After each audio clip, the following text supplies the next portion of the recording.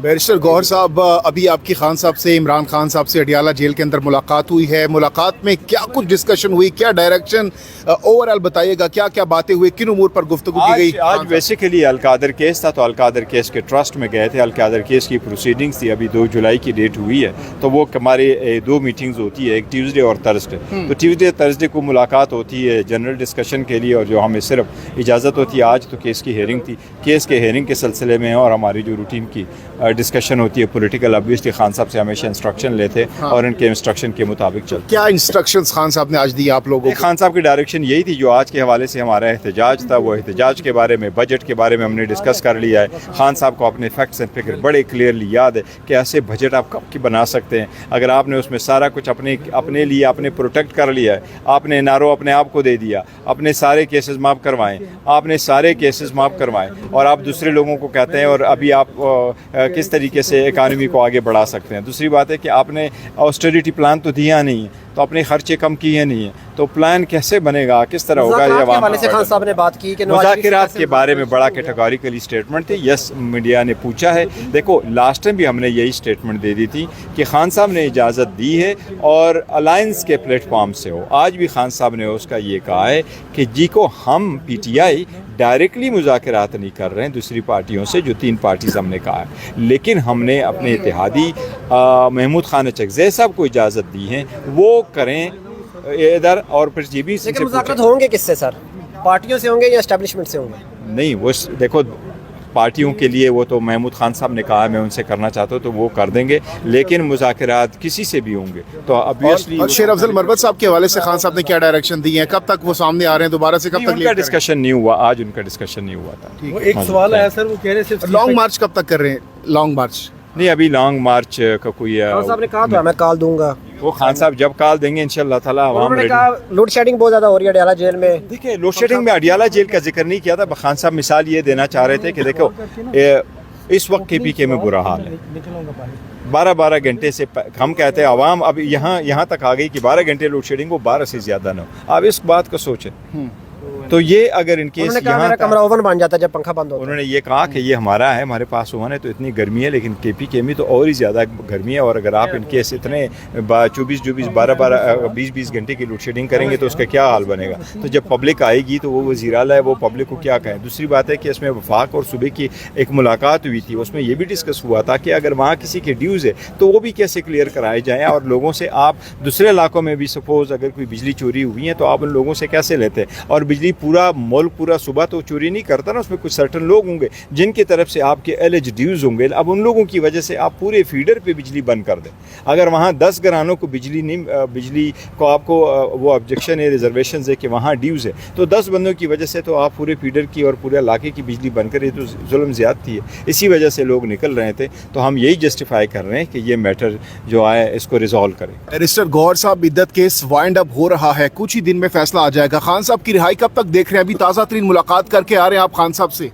देखिए, जहाँ तक खान साहब के केसेस का ताल्लुक है, इद्दत वाहिद केस है जिसको खान साहब जेल में अरेस्ट है, और हाई कोर्ट ने ऑलरेडी ऑर्डर किया हुआ आखिरी 11 जुलाई की डेट है, जिससे पहले फैसले अपील पे भी आने। अब उसमें एप्लीकेशन भी फाइल हो चुकी है जिसमें कोर्ट ने ये डायरेक्शन दे दी थी कि जी आप विद इन 10 डेज़ उसका भी फैसला कर ले, जजमेंट की सस्पेंशन की, सेंटेंस की सस्पेंशन की। वो 25 के लिए है, अगर 25 को वो जजमेंट सस्पेंड हो जाती है तो खान साहब वुड बी आउट, और अगर वो नहीं जाते 11 जुलाई को वो हो जाती हैं तो अपील का फैसला हो जाए, खान साहब की इक्वटल हो जाती है इंशाल्लाह ताला, तो फिर भी खान साहब बाहर होंगे, अनलेस कि ये लोग जिस तरह से कोशिश करते रहें कि एक केस में इक्वटल और सस्पेंशन के बाद ये किसी और केस में अरेस्ट करते, तो ये एक अलग बात होगी। ठीक है, इसके अलावा खान साहब बाहर हो जाए? इसके अलावा खान साहब बाहर होंगे इंशाल्लाह। तो इस्तकबाल वगैरह के लिए तैयारियां कर रहे हैं? देखो, पहले अल्लाह करे कि खान साहब बाहर हो, तो बस अवाम इस्तकबाल है। खान साहब कितने करोड़ लोग जाएंगे इस्तकबाल के लिए? कितने लाख या करोड़? आपको एक चीज़ ज़रूर बताता हूँ, खान साहब को 3 करोड़ लोगों ने वोट दिया है। पाकिस्तान की हिस्ट्री का ये फर्स्ट टाइम है। 12 करोड़ 80 लाख रजिस्टर वोट है, 6 करोड़ वोट पोल हुआ है, 3 करोड़ PTI ने लिया है, ये खान साहब ने लिया है, खान साहब के विजन, खान साहब की आवाज़ ने लिया है। اور 3 کروڑ باقی 167. اب اردو میں کس طرح بولتے ہیں 167 کو؟ 167 پولیٹیکل پارٹی نے 3 کروڑ ووٹ لیا ہے اور خان صاحب کی ایک پارٹی نے 3 کروڑ ووٹ لیا. تو یہ 3 کروڑ لوگ اب انشاءاللہ تعالی خان صاحب کے ساتھ جائیں گے. کہاں جائیں گے؟ اڈیالہ کے جدھر باہر بھی وہ جائیں ہوں گے. اڈیالہ جب خان صاحب نکلیں گے تو ہوں گے. اللہ کرے خان صاحب کی جلد بیل تو باہر ہوں گے انشاءاللہ ایکویٹل. اور انشاءاللہ عدلیہ کے سامنے یہ سارے پولیٹیکلی وکٹمائزیشن کے کیسز تھے. جس وقت آزاد عدلیہ کے سامنے یہ جائیں گے انشاءاللہ تعالی سارے کیسز. خان صاحب کتنے ایکسائٹیڈ ہے باہر نکلنے کے لیے؟